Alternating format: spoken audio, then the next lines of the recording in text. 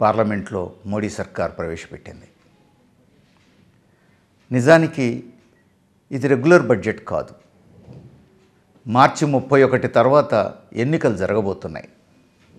ఆ ఎన్నికల్లో గెలిచి అధికారంలోకి వచ్చినటువంటి కొత్త ప్రభుత్వం జూన్ ప్రాంతంలో రెగ్యులర్ బడ్జెట్ ప్రవేశపెడుతోంది. ఆ బడ్జెట్లో మాత్రమే సంవత్సర కాలంలో తీసుకోబోయేటువంటి చర్యలన్నీ చెప్పడానికి అవకాశం ఉంటుంది. ఇప్పుడు పెట్టేటువంటి బడ్జెట్ కేవలం ఓట్ ఆన్ అకౌంట్. అంటే మార్చి 31 తర్వాత డబ్బులు ఖర్చు పెట్టడానికి వీల్లేదు కాబట్టి మార్చి 31 తర్వాత 2-3 మాసాల కోసం తాత్కాలికంగా చట్టపరంగా డబ్బులు ఖర్చు పెట్టడానికి ఏ ఆటంకాలు లేకుండా చూసుకోవడం కోసం పెట్టేటువంటి ఒక రాజ్యాంగపరమైనటువంటి తంతు. ఆ పని చేయవలసినటువంటి మోడీ సర్కార్ దీనికి ఓట్ ఆన్ అకౌంట్ అనకుండా మధ్యంతర బడ్జెట్ అనేటువంటి ఒక ముద్దు పేరు పెట్టి ప్రజానీకాన్ని మోసం చేసేందుకు సిద్ధపడ్డది. ఓట్ల కోసం వలవిసిరింది. ప్రభుత్వ డబ్బుతో, ప్రభుత్వ ఖజానాతో ఓట్లు కొల్లగొట్టేందుకు ఒక ఎత్తుగడ వేసింది. ఓట్ల కొనుగోలు పథకాలకు చట్టపరమైనటువంటి ఆమోదం పొందేటువంటి ప్రయత్నమే మోడీ సర్కార్ పెట్టినటువంటి బడ్జెట్ అని మాత్రం స్పష్టంగా చెప్పవచ్చు. ఈ 4.5 సంవత్సరాల పర్ఫార్మెన్స్, వాళ్ళ పనితనాన్ని చూపించి ఓట్లు అడగాలి. కానీ ఈ 4.5 సంవత్సరాల పనితనం చూపించి ఓట్లు అడగగలిగే స్థితిలో మోడీ సర్కార్ లేదు. ఎందువల్ల? వ్యవసాయ రంగంలో తీవ్రమైనటువంటి సంక్షోభం వచ్చింది. రైతుల ఆత్మహత్యలు లక్షల్లో పెరిగినాయి.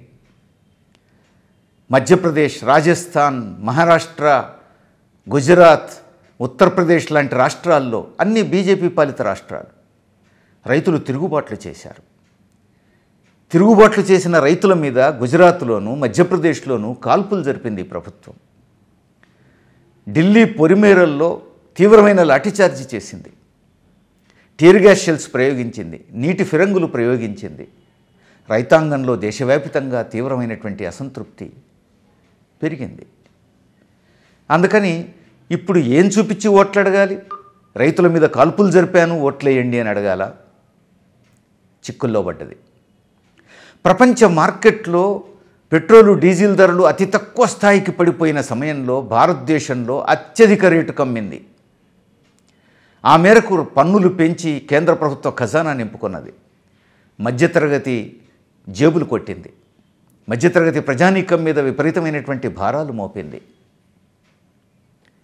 ఇప్పుడు మధ్యతరగతి మీద భారాలు మోపినందుకు, పెట్రోల్ డీజిల్ ధరలు పెంచినందుకు నాకు ఓట్లేయమని అడగాల?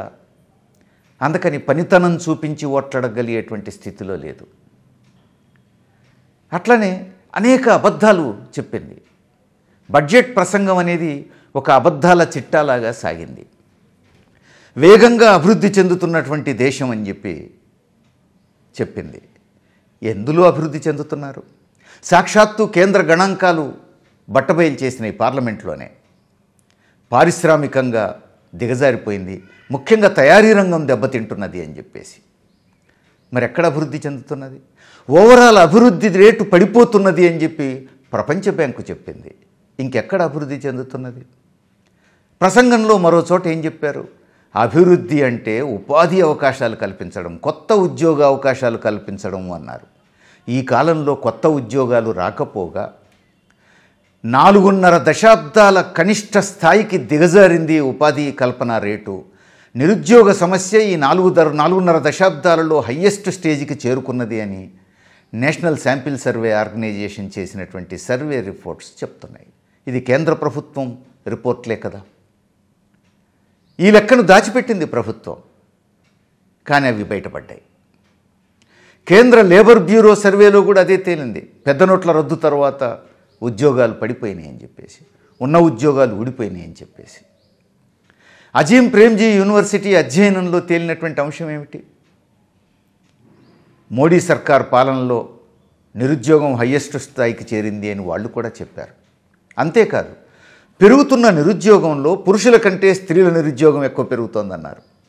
అగ్రవర్ణాల్లో ఉన్నటువంటి వాళ్ళ నిరుద్యోగం కంటే ఎస్సీ, ఎస్టీ, బీసీలలో నిరుద్యోగం ఎక్కువ పెరుగుతోందని చెప్పారు. కొత్త కోణం. అజీం ప్రేమ్జీ యూనివర్సిటీ అధ్యయనంలో కొత్త కొత్త విషయాలు బయటకు వచ్చినాయి. కారణం ఏమిటి అని అంటే, ఉన్న రిజర్వేషన్లు కేవలం ప్రభుత్వ ఉద్యోగాల్లో వర్తిస్తాయి. కానీ ఇప్పుడు ప్రభుత్వ రంగం కృషించుకుపోతున్నది, ప్రైవేట్ రంగమే మిగులుతున్నది. ప్రైవేట్ రంగంలో రిజర్వేషన్లు లేవు. అందుకని మొత్తం ఉపాధి రంగం చూసుకున్నప్పుడు మహిళల నిరుద్యోగం ఎక్కువ, ఎస్సీ ఎస్టీ బీసీల నిరుద్యోగం ఎక్కువ అని చెప్పి తేలిపోయింది. అంతేకాదు, 60 లక్షల ఉద్యోగాలు ఖాళీలు ఉన్నాయి ఇప్పుడు దేశంలో. ప్రభుత్వ ఉద్యోగాలు 60 లక్షలు ఖాళీ ఉన్నాయి. వాటిని నింపడానికి ప్రభుత్వం సిద్ధంగా లేదు. అట్లానే ఉత్పత్తిదారుల సంఘం, జాతీయ ఉత్పత్తిదారుల సంఘం ప్రకటించింది, పెద్ద నోట్ల రద్దు చేయగానే సంవత్సరం తిరిగేలోగా 40 లక్షల ఉద్యోగాలు పోయినాయి అని చెప్పేసి. సిఎంఐ అధ్యయనంలో తేలినటువంటి అంశం, గత సంవత్సరం ఒక్క సంవత్సరంలోనే 1,10,00,000 ఉద్యోగాలు ఊడిపోయినాయి అని చెప్పేసి. మరి కొత్తగా మీరిచ్చిన ఉద్యోగాలు ఎక్కడ? అంతర్జాతీయ కార్మిక సంస్థ ఇంటర్నేషనల్ లేబర్ ఆర్గనైజేషన్ చెప్పింది, భారతదేశంలో ఉపాధి రంగంలో దిగజారిపోతున్నదని చెప్పేసి. అందుకని ఉన్న ఉద్యోగాలు పోతున్నాయి తప్ప ఉపాధి అవకాశాలు పెరగట్లేదు. ఏడాదికి 2 కోట్ల ఉద్యోగాలని చెప్పినటువంటి ప్రభుత్వం ఈరోజు ఉన్న ఉద్యోగాలను కాపాడగలిగేటువంటి స్థితిలో లేదు అని చెప్పి తేలిపోయింది. విదేశీ పెట్టుబడులు బాగా పెరుగుతున్నాయి ఇక్కడ అని చెప్పారు బడ్జెట్ ప్రసంగంలో. కానీ వాస్తవం ఏమిటి? సిఎంఐ నివేదిక స్పష్టంగా తేల్చి చెప్పింది, 14 సంవత్సరాల క్రితం ఉన్న స్థితికి దిగజారిపోయింది మొత్తం పెట్టుబడుల స్థాయి. అది ప్రభుత్వ రంగం కావచ్చు, ప్రైవేట్ రంగం కావచ్చు, విదేశీ పెట్టుబడులు కావచ్చు, అన్నీ కలుపుకుంటే పెట్టుబడుల స్థాయి 14 ఏళ్ల కింద ఉన్న స్థితికి దిగజారిపోయింది అని చెప్పేసి. అంటే పెట్టుబడులు కూడా పెరగకపోగా, ఉన్నాయి కూడా నిలబడకపోగా కిందికి దిగజారిపోయినాయి అనేది కనపడతా ఉంది. ఇప్పుడు అవినీతిని నిర్మూలించామని చెప్పేసి చెప్తున్నారు. అవినీతిని నిర్మూలించారా? రాఫెల్ యుద్ధ విమానాల కుంభకోణం మన కళ్ళ ముందు కదలాడుతున్నది కదా. రిలయన్స్కు 1,000 కోట్ల రూపాయలు ఎట్లా దోచిపెట్టిండో స్వయంగా మోడీ జోక్యం చేసుకొని ఏ విధంగా క్విట్ ప్రోకోకు పాల్పడ్డారో మనం చూసాం. విజయ్ మాల్యా పారిపోయింది ఈ పాలనలోనే, లలిత్ మోడీ, నీరవ్ మోడీ పారిపోయింది ఈ పాలనలోనే, చోక్సీ పారిపోయింది ఈ పాలనలోనే, చందా కొచ్చర్ అవినీతికి పాల్పడ్డారని చెప్పి శ్రీకృష్ణ కమిషన్ తేల్చింది. అలాంటి చందా కొచ్చరు గౌరవప్రదమైనటువంటి వ్యక్తి, ఆమె మీద కేసు పెట్టడం ఏమిటి అని చెప్పి ఆర్థిక మంత్రి అరుణ్ జైట్లీ ట్వీట్ చేసినటువంటి విషయం మనం చూసాం. మరి ఎక్కడ అవినీతిని నిర్మూలించారు? సాక్షాత్తు ఆర్బీఐ చెప్పింది, గత 4 సంవత్సరాల కాలంలో బ్యాంకులను మోసం చేసినటువంటి ఘటనలు, కేసులు 4 రెట్లు పెరిగినాయి అని చెప్పేసి. మరి అవినీతి ఎక్కడ అంతమొందించారు? ధరలను నియంత్రించగలిగామని చెప్పేసి చెప్తున్నారు. పెట్రోలు డీజిల్ ధరలు ఆకాశాన్ని అంటింది మోడీ కాలంలోనే. పైగా ప్రపంచ మార్కెట్లో అతి తక్కువ ధరకు పోయినటువంటి దశలో భారతదేశంలో అత్యధిక ధరకు పెట్రోల్ డీజిల్ ధరలు పెంచారు. ఫలితంగా జరిగింది ఏమిటి? పెట్రోలు డీజిల్ డైరెక్ట్గా వాడేటువంటి మధ్యతరగతి జేబులకు చిల్లులు పడ్డాయి. దానికి తోడు నిత్య జీవిత అవసర సరుకుల ధరలన్నీ పెరిగిపోయినాయి. జనం అల్లాడిపోయిన ధరల పెరుగుదలతో మనం చూసాం. ఇట్లా అనేక రకాల తప్పుడు విధానాలు చూసాం మనం. అందుకని ఈ విజయాలు సాధించాం, ఆ విజయాలు సాధించామని చెప్పేసి ఉపన్యాసాలు చెప్పడం వల్ల ఉపయోగం ఏమిటి? న్యాయంగానైతే ఈ ప్రభుత్వం ఏం చేయాలి? కేవలం 2-3 మాసాల కోసం ఓటాన్ అకౌంట్ పెట్టాలి. తాను గెలిస్తే చేయబోయేటువంటి అంశాలను ఎన్నికల మేనిఫెస్టోలో చెప్పాలి. ఎన్నికల మేనిఫెస్టో రూపంలో చెప్పకుండా బడ్జెట్ను ఎన్నికల కోసం వాడుకోవడం అనేటువంటిది భారతదేశ చరిత్రలో ఇంతవరకు జరగలేదు. ఒక దిగజారుడు స్థాయికి ఈరోజు మోడీ సర్కార్ చేరుకున్నది.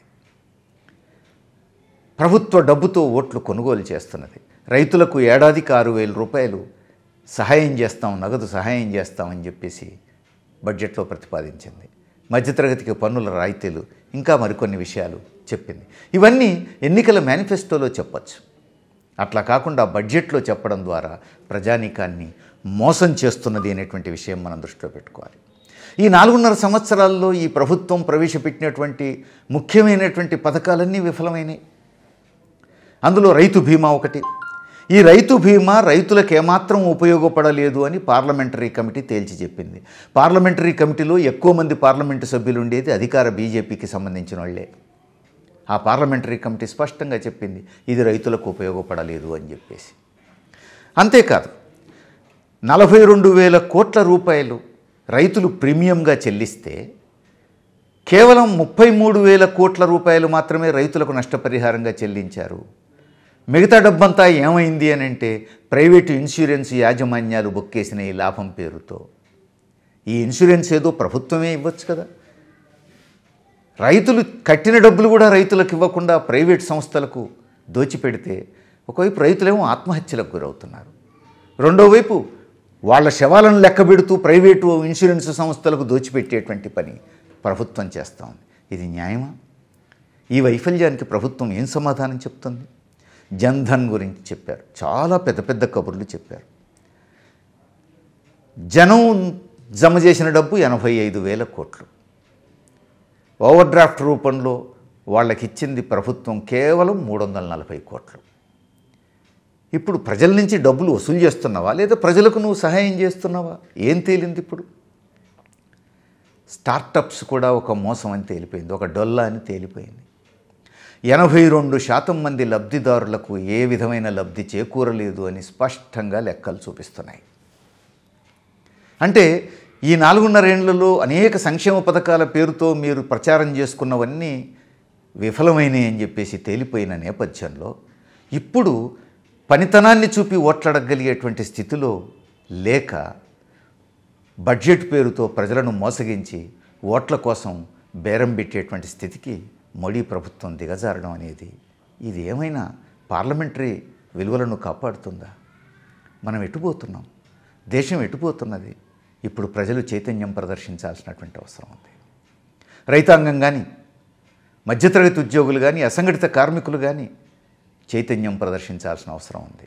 ఓట్ల కోసం వేసేటువంటి ఎర్రలకు మోసపోకుండా చైతన్యయుతంగా ఓటేయాల్సినటువంటి అవసరం ఉంది. ఇలాంటి విలువల దిగజారుడుతనానికి ఫుల్ స్టాప్ పెట్టాల్సినటువంటి అవసరం ఉంది. పార్లమెంటరీ విలువలను వదిలేసుకొని ఓట్ల కోసం ఏమైనా చేస్తానని చెప్పేసి బడితే గుంపును ప్రజలు సహిస్తే దేశం బాగుపడదు. ప్రజలు పార్లమెంటరీ విలువలను కాపాడుకోవాల్సినటువంటి అవసరం ఉంది. చైతన్యపూరితంగా స్పందించాల్సిన అవసరం ఉంది. ఏం చేస్తారో వేచి చూద్దాం. ఈ వీడియో మీకు నచ్చినట్లయితే లైక్ చేయండి, షేర్ చేయండి. ఇలాంటి మరిన్ని అప్డేట్స్ కోసం మన ఛానల్ని సబ్స్క్రైబ్ చేసి కింద కనిపిస్తున్న బెల్ బటన్ని క్లిక్ చేయండి.